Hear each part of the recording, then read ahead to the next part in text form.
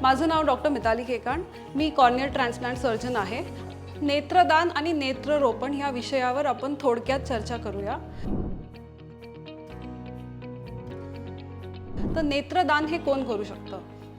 कोणतीही व्यक्ती 90च्या आधी जर मृत्यू पावली, जर ते कॅन्सर फ्री असतील किंवा त्यांची कॉर्नियाची दुसरी काही सर्जरी झाली नसेल तर ते नेत्रदान करू शकतात.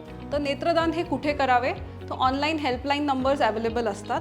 तर बऱ्याच लोकांचा गैरसमज असतो की आपण पूर्ण डोळा काढून नवीन डोळा लावू शकतो, पण असं होत नाही. डोळ्यात बदलला जाणारा हा एकच अवयव आहे जो आहे कॉर्निया म्हणजे बुबुळ.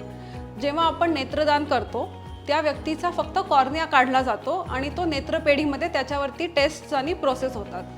जेव्हा गरजू पेशंट येतो तेव्हा आपण त्यांचा कॉर्निया नेत्रपेढीकडनं मागून घेतो आणि फक्त बुबुळ हे एकच पार्ट आहे डोळ्याचं जे बदलू शकतं.